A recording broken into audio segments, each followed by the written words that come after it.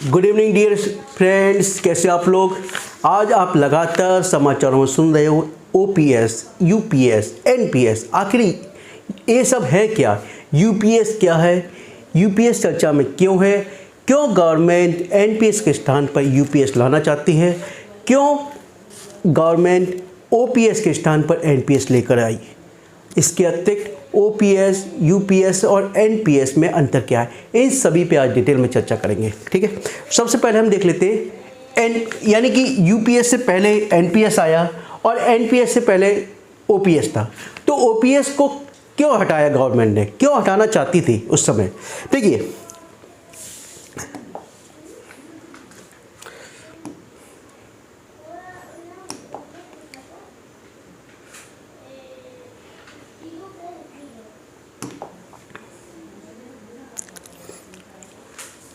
पहले अपनी ओपीएस था, है ना, ओल्ड पेंशन स्कीम।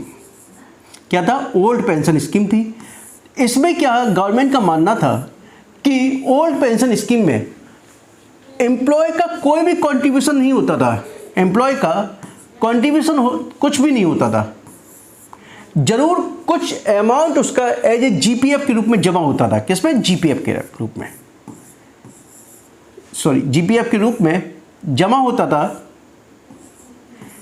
लेकिन ये अमाउंट तो उसको पूरा मिल ही जाता था। जब रिटायरमेंट होता था तब ये अमाउंट विद इंटरेस्ट मिलता था। कैसे? With interest.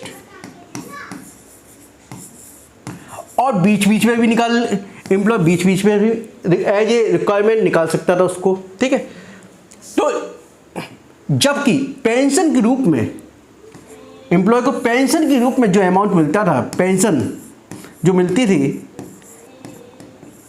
इसमें एम्प्लॉय का कोई भी कंट्रीब्यूशन नहीं होता था। कोई भी कंट्रीब्यूशन नहीं था। और यह पेंशन उसकी बेसिक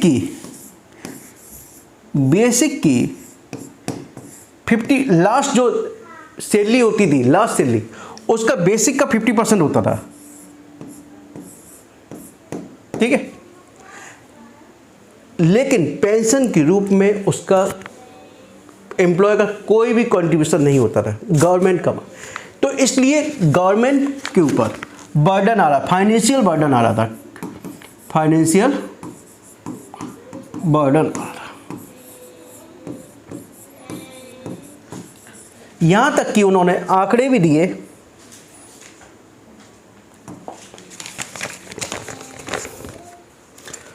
उन्नीस सौ 90 से 91 के मध्य में सेंट्रल गवर्नमेंट को पेंशन के रूप में 3,272 करोड़ रुपए खर्च करना पड़ा। ठीक है, और इसी प्रकार से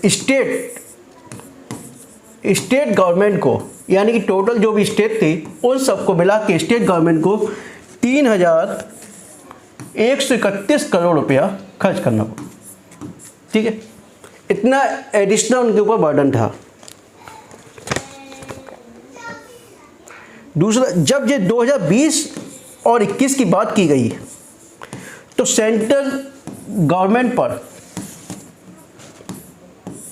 1,90,886 करोड़ का बर्डन आया।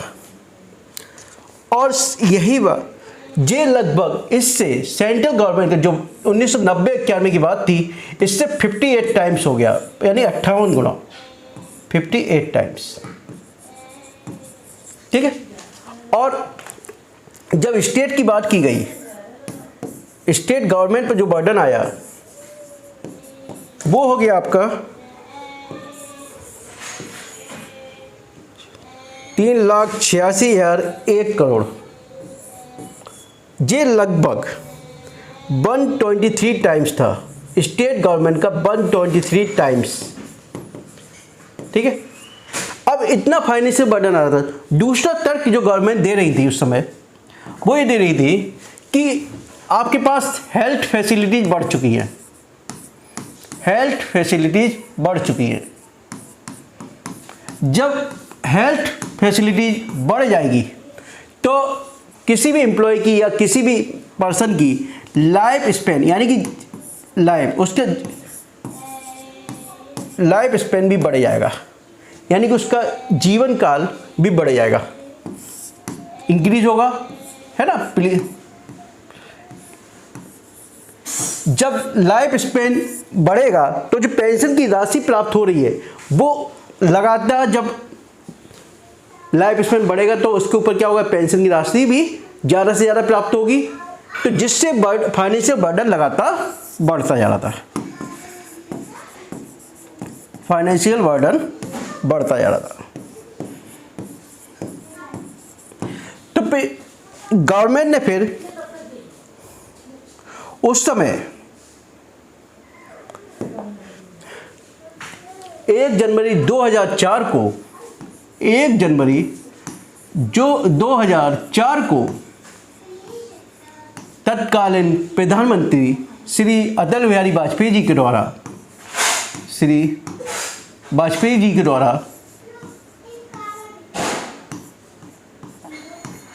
लेट श्री है ना, वाजपेयी जी के द्वारा 1 जनवरी 2004 को एनपीएस प्रारंभ की गई। एनपीएस प्रारंभ की यानी न्यू पेंशन स्कीम लेके आए। लेकिन न्यू पेंशन स्कीम में आपकी सैलरी का बेसिक का प्लस डीए का, है ना, बेसिक का प्लस डीए का 10% हर मंथ कटता है। 10% हर मंथ आपका डिडक्ट होता है, और गवर्नमेंट भी इसमें 14% जमा करती है अपनी तरफ से, और ये अमाउंट अब 18.5% हो गया है। कितना हो गया? 18.5%। लेकिन इसमें सबसे बड़ी कमी क्या थी? इसमें सबसे बड़ी कमी ये थी कि एक मुश्त पेंशन की बात नहीं कही गई थी। इसमें एक मुश्त जो पेंशन है उसकी बात नहीं कही गई थी। जिस प्रकार से यहाँ पर बेसिक की 50% की बात कही गई है, लेकिन इसमें यहाँ पर ऐसी कोई भी बात नहीं कही गई थी। पहला ड्रॉबैक यही था सबसे बड़ा। दूसरा, जो आपकी रिटर्न मनी थी, जो अमाउंट प्राप्त होगा, जो लमसम अमाउंट प्राप्त होगा at the time of superannuation यानी रिटायरमेंट के टाइम, तो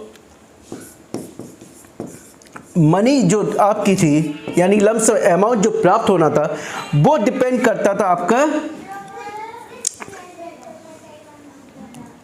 मार्केट के ऊपर।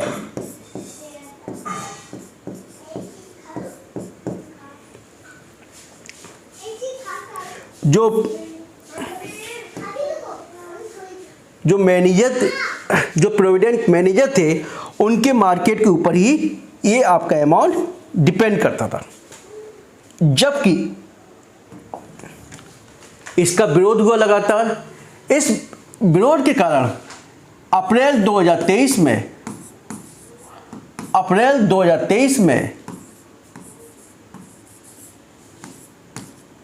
टीवी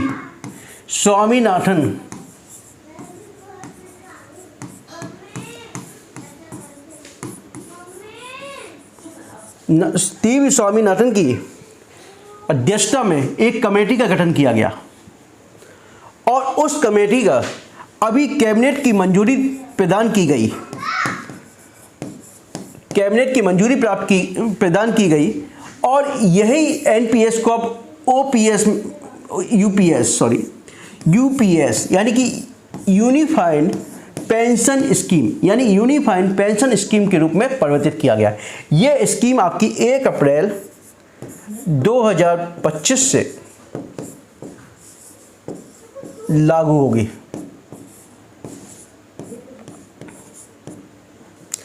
अब ये देखिए, ये तो आपने ओपीएस, एनपीएस और यूपीएस तीनों के बारे में देखा। अब ये देखेंगे तीनों में बेटर है कौन सी।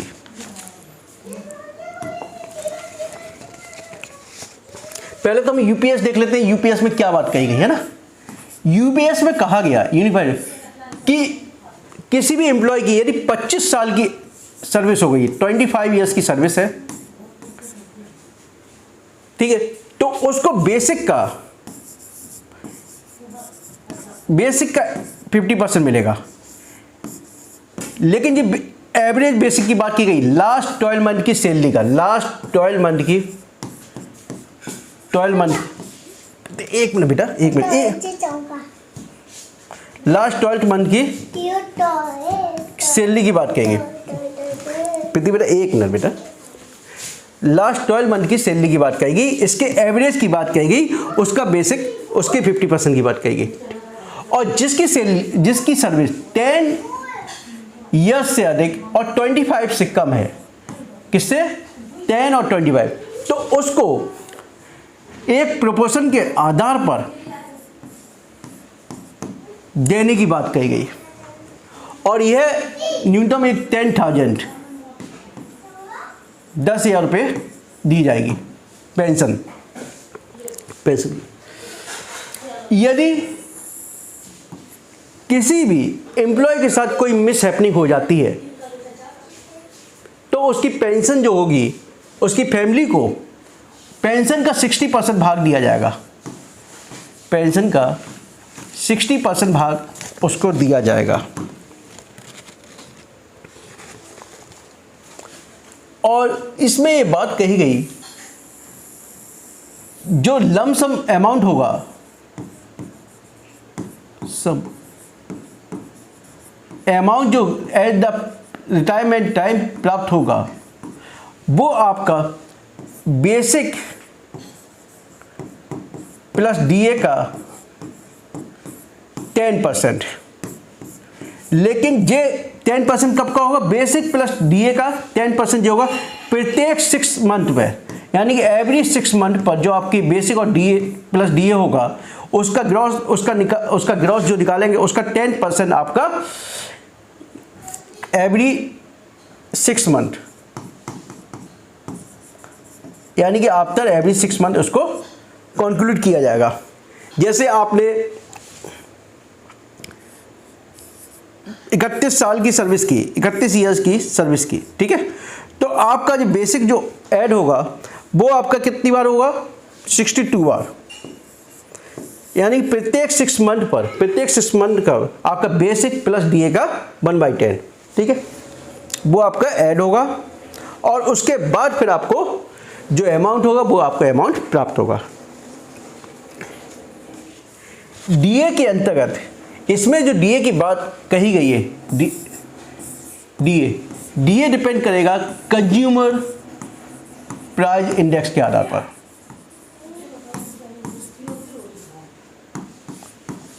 इसमें डीए के अंतर्गत कंज्यूमर प्राइस इंडेक्स के ऊपर वेरी करेगा। जैसे जब इंडस्ट्री की बात होगी तो इंडस्ट्रियल वर्क,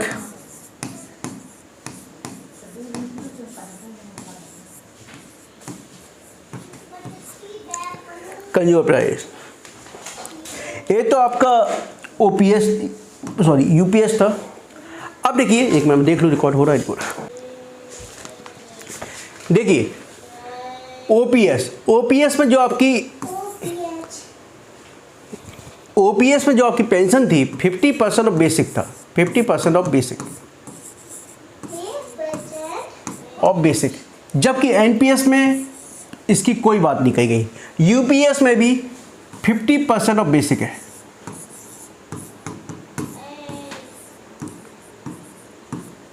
जबकि यूपीएस में एक एवरेज की बात नहीं, यानी कि जिस साल आपकी रिटायरमेंट है उसकी, यानी कि लास्ट 12 सैलरी के बेसिक का 50%, जबकि इसमें लास्ट सैलरी का बेसिक था।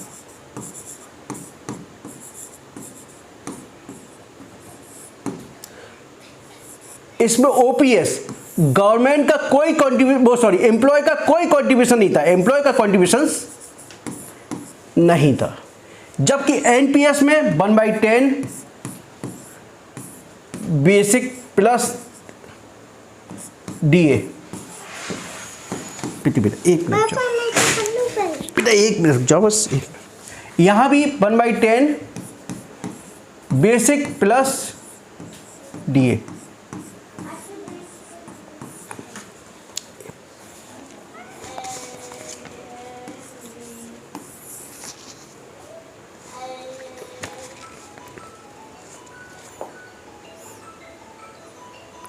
अब विड्रॉल कर सकते थे हम, एक मिनट बेटा,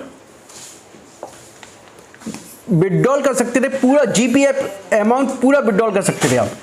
पापा कोई और कलर ले लो ना। एक मिनट बेटा, मैं वीडियो बना के फिर आप बनाना, ठीक है। यहाँ केवल 60%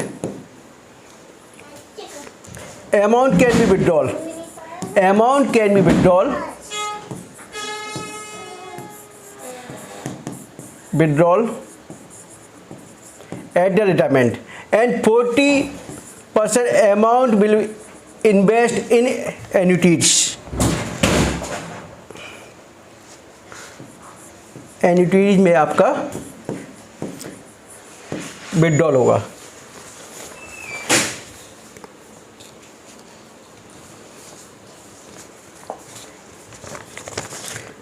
अब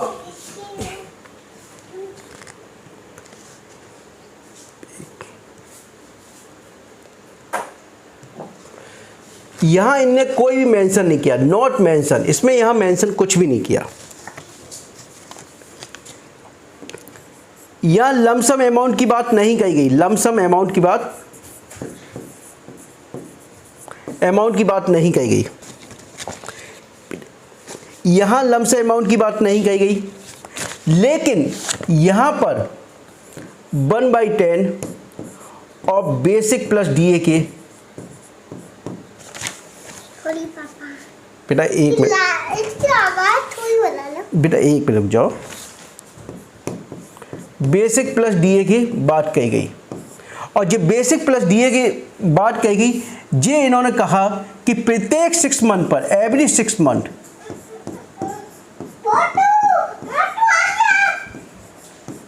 यानी कि प्रत्येक 6 मंथ पर, यानी कि प्रत्येक 6 मंथ के बाद आपका बेसिक प्लस डीए का 1/10 आपका लिया जाएगा। इस तरीके से आपको माना, यदि आप 31 वर्ष की सर्विस करते हो, 31 ईयर्स की सर्विस करते हो, तो 62 टाइम्स ऐसा किया जाएगा।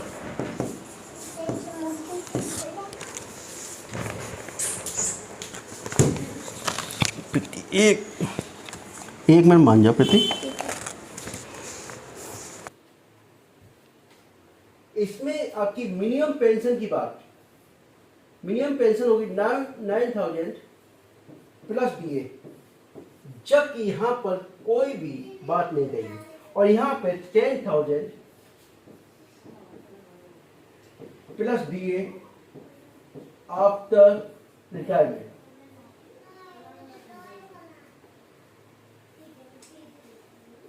ये आपका मेन डिफरेंस था। मेन डिफरेंस जो आपका था वो था यहाँ पे ओपीएस पे एम्प्लॉयमेंट कंट्रीब्यूशन की बात, जबकि एनपीएस में एम्प्लॉय का कंट्रीब्यूशन था, यूपीएस में भी कंट्रीब्यूशन की बात कही, लेकिन ओपीएस में एम्प्लॉय का कोई भी कंट्रीब्यूशन नहीं था। तो इसलिए गवर्नमेंट के पास इसका बर्डन आ रहा था, फाइनेंशियल बर्डन। इस कारण गवर्नमेंट को एनपीएस यानी कि ओपीएस के स्थान पे एनपीएस लाया गया, लेकिन एम्प्लॉय खुश नहीं थे, जिस कारण इसको एनपीएस को चेंज किया गया और यूपीएस लेके आए। लगातार जब से यानी कि एनपीएस आया तब से ये विवाद में रहा है और एम्प्लॉय के द्वारा निश्चित रूप से लगातार इसके संदर्भ में अपना आक्रोश व्यक्त किया गया और गवर्नमेंट को सोचने में मजबूर किया गया है। तो ये एनपीएस की अपेक्षा यूपीएस जरूर बेनिफिट है, लेकिन ओपीएस जो आपकी है, आपकी यहाँ पे एम्प्लॉय का कोई भी कंट्रीब्यूशन नहीं था, आपको पेंशन मिल रही थी।